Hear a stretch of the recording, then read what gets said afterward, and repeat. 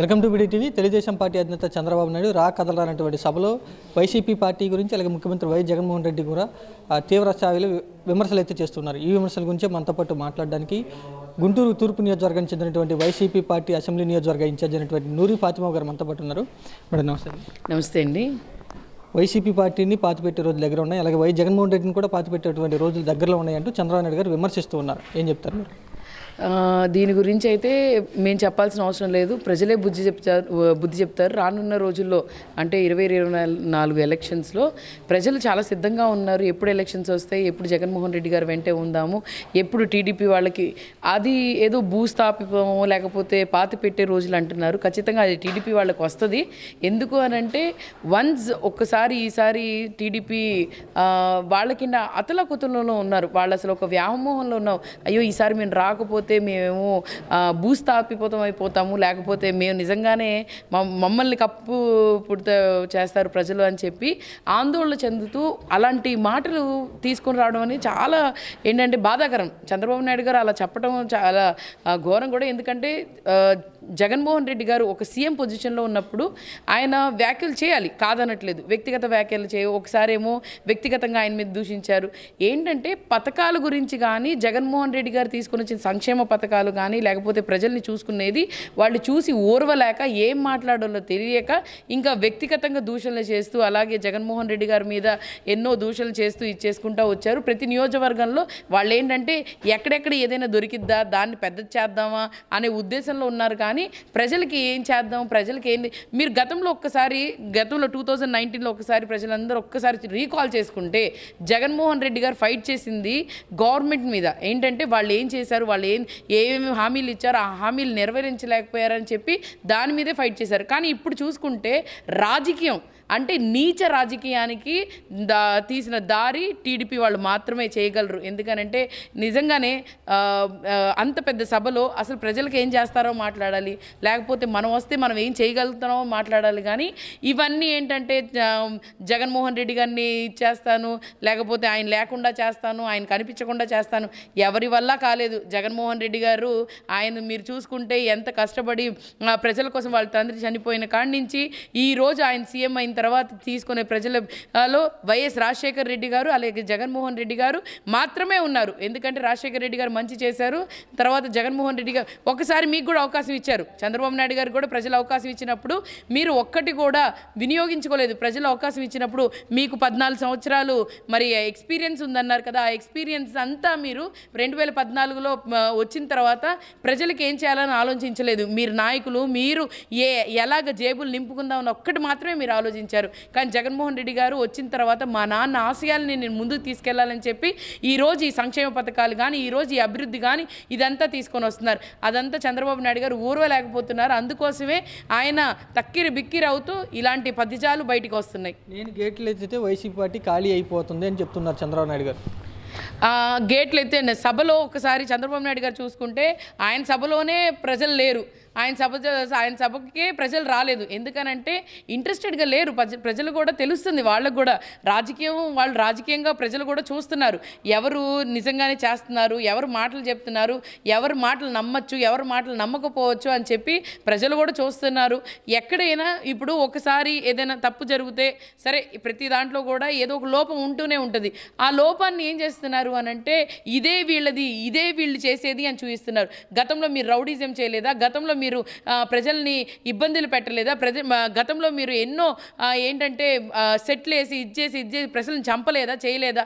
ఇప్పుడు మీరు చూసుకుంటే ఈ 5 సంవత్సరాల్లో ప్రజల్ని కాపాడటంలో ప్రజల ఇబ్బందులు ప్రజల కష్టాలు తెలుసుకొని అవన్నీ నిర్వర్తించుకుంటూ చేసుకుంటూ వస్తున్న నాయకుడి మీద మీరు ఏదో చెప్తున్నారు. ఖచ్చితంగా ఖాళీ అయింది టీడీపీ వాళ్ళకి. ఆయన చెప్పిన మాటలు మీకు గతంలో గుర్తుండొచ్చు. జగన్మోహన్ రెడ్డి గారు ఒకటి చెప్పారు, ఒక్కసారి వాళ్ళు ఇచ్చారు, నేను తీసుకున్నాను, మళ్ళీ తిరిగి దేవుడు ఇస్తాడని చెప్పి. అలాగే దేవుడు తిరిగి ఇచ్చారు. ఖచ్చితంగా రానున్న రోజుల్లో కూడా అలాగే జరిగిద్ది. దేవుడు అనేవాడు పైనుంచి చూస్తున్నారు, ఎవరికి ఏం జరుగుతుంది ఏంటి అనేది దానికి సమాధానం ప్రజలు ఇస్తారు. దేవుడు ఆశీస్సులు అండదండలు మాత్రం జగన్మోహన్ రెడ్డి గారికి పుష్టిగా ఉన్నాయి. జగన్మోహన్ రెడ్డి గారు ఇప్పుడు వరకు 68 మంది అభ్యర్థులను అయితే ప్రకటన చేయడం జరిగింది. కానీ తెలుగుదేశం జనసేన పార్టీలు చెరొక 2 అభ్యర్థులను ప్రకటించడం గురించి ఏమంటారు మీరు?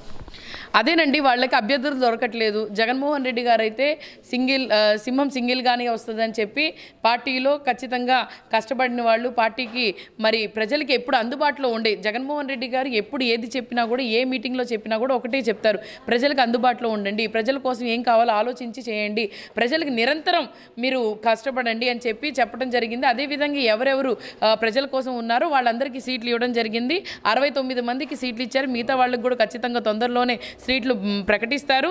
ఇంకా టీడీపీ జనసేన అంటారు, ఆ పొత్తుల్లో నీకెన్ని కావాలి, నాకెన్ని కావాలి, ఈక్వేషన్స్ వాళ్ళవి ఇంకా ఏంటంటే టాలీ అవ్వలేదు, తనకి ఎన్ని సీట్లు ఇస్తారో, ఈయనకి ఎన్ని సీట్లు ఇస్తేమో ఆయన ఎక్కడ ఇది అవుతాడని వీళ్ళకి ఎక్కువ అవుతారని వాళ్ళు ఆ క్యాలిక్యులేషన్లోనే ఇంకా ఏంటంటే డైలమోలో ఉన్నారు. వాళ్ళ సీట్లు ఏమో కానీ పంపకాలు ఇంకా కంప్లీట్ అవ్వలేదు. ఎందుకంటే ఎవరికి ఎంత వస్తాయో, లేకపోతే ఎంత ఇది చేయాలో, ఎంత జేబుల్లో వేసుకోవాలో అవన్నీ వాళ్ళు క్యాలిక్యులేషన్స్ చూసుకుంటారు. ఆ క్యాలిక్యులేషన్స్ పెట్టి ఒక స్పష్టత అనేది వాళ్ళకి కూడా లేదు.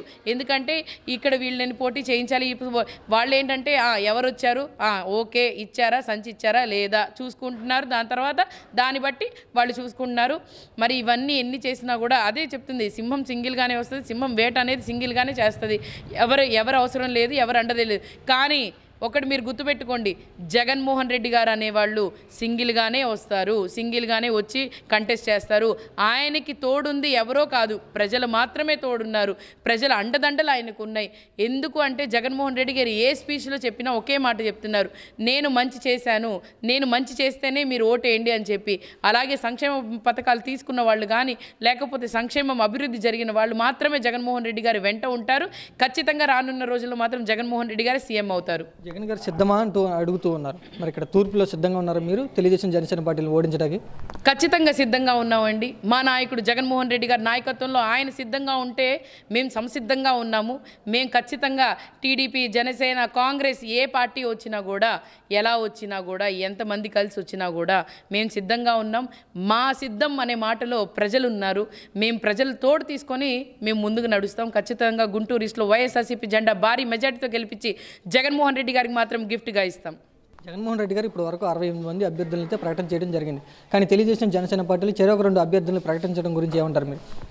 అదేనండి, వాళ్ళకి అభ్యర్థులు దొరకట్లేదు. జగన్మోహన్ రెడ్డి గారు అయితే సింహం సింగిల్గానే వస్తుందని చెప్పి పార్టీలో ఖచ్చితంగా కష్టపడిన వాళ్ళు, పార్టీకి మరి ప్రజలకి ఎప్పుడు అందుబాటులో ఉండే జగన్మోహన్ రెడ్డి గారు ఎప్పుడు ఏది చెప్పినా కూడా, ఏ మీటింగ్లో చెప్పినా కూడా ఒకటే చెప్తారు, ప్రజలకు అందుబాటులో ఉండండి, ప్రజల కోసం ఏం కావాలో ఆలోచించి చేయండి, ప్రజలకు నిరంతరం మీరు కష్టపడండి అని చెప్పడం జరిగింది. అదేవిధంగా ఎవరెవరు ప్రజల కోసం ఉన్నారో వాళ్ళందరికీ సీట్లు ఇవ్వడం జరిగింది.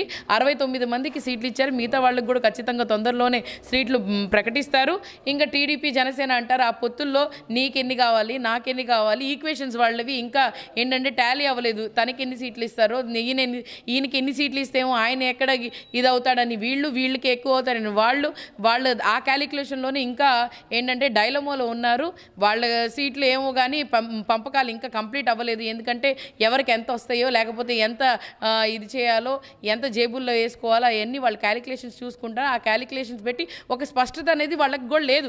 ఎందుకంటే ఇక్కడ వీళ్ళని పోటీ చేయించాలి. ఇప్పుడు వాళ్ళు ఏంటంటే ఎవరు వచ్చారు, ఓకే ఇచ్చారా, సంచి ఇచ్చారా లేదా చూసుకుంటున్నారు. దాని తర్వాత దాన్ని బట్టి వాళ్ళు చూసుకుంటున్నారు. మరి ఇవన్నీ ఎన్ని చేసినా కూడా అదే చెప్తుంది, సింహం సింగిల్గానే వస్తుంది, సింహం వేట అనేది సింగిల్గానే చేస్తుంది.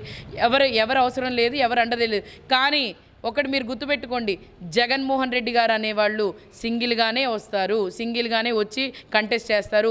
ఆయనకి తోడుంది ఎవరో కాదు, ప్రజలు మాత్రమే తోడున్నారు. ప్రజల అండదండలు ఆయనకు ఉన్నాయి. ఎందుకు అంటే జగన్మోహన్ రెడ్డి గారు ఏ స్పీచ్లో చెప్పినా ఒకే మాట చెప్తున్నారు, నేను మంచి చేశాను, నేను మంచి చేస్తేనే మీరు ఓటేయండి అని చెప్పి. అలాగే సంక్షేమ పథకాలు తీసుకున్న వాళ్ళు కానీ, లేకపోతే సంక్షేమం అభివృద్ధి జరిగిన వాళ్ళు మాత్రమే జగన్మోహన్ రెడ్డి గారు వెంట ఉంటారు. ఖచ్చితంగా రానున్న రోజుల్లో మాత్రం జగన్మోహన్ రెడ్డి గారు సీఎం అవుతారు. ఈ వీడియో గనుక మీకు నచ్చినట్లయితే లైక్ చేయండి, షేర్ చేయండి. మరిన్ని వీడియోస్ కోసం మా ఛానల్ను సబ్స్క్రైబ్ చేయండి.